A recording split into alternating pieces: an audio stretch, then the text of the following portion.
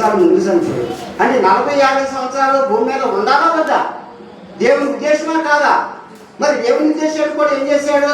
దేవుని ఉద్దేశాన్ని పక్కన పెట్టాడు, తన ఉద్దేశాన్ని ముందు పెట్టుకున్నాడు. తన చిత్తమైనటువంటి రీతిలో నడిచాడు కనుక, దేవుని చిత్తంలో లేడు కనుక అపాయం అనేటువంటిది పొంచి ఉంది. అతను దొరికాడు, కానీ ఏం చేసింది? తనతో పాటు తీసుకెళ్ళిపోయినట్లుగా మనకు కనపడతాడు. కనుక ఇక్కడ ఉన్నటువంటి మనందరం కూడా కుటుంబాలుగా ఉన్నాం.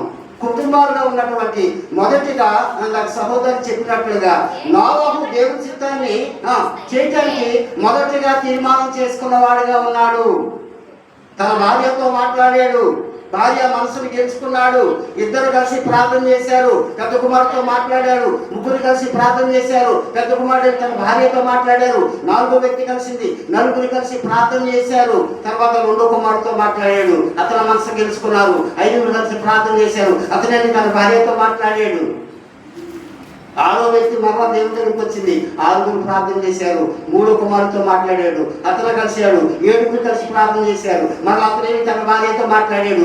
8 కలిశారు. ఆ ఇల్లు ఎలా మారిందంటే రక్షణ కుటుంబంగా, రక్షణ వాడుగా మొదటిగా దేవుడి చిత్తాన్ని చేసిన దాన్ని బట్టి ఆ కుటుంబం రక్షించబడింది. అనేకులకు రక్షణ సువార్త చేయడానికి దేవుడు నోవహును నిలబెట్టి ఆ తరం వారిలో నీతిమంతుడుగా నిర్వాహితుడిగా నోవహును చేశాడు కనుక నోవహు ఎలా ఉపయోగపడ్డాడంటే తన నీతిని ఆధారం చేసుకోలేదు, కానీ తన నీతిని పక్కన పెట్టాడు. దేవుని నీతిని మాత్రమే ఆధారం చేసుకున్నాడు. దేవుని చిత్తాన్ని చేయడానికి ముందుకు వచ్చాడు కనుక నోవహుని దేవుడు ఎలా చేశాడంటే అనేకులు తన సాక్షిగా నిలబెట్టాడు.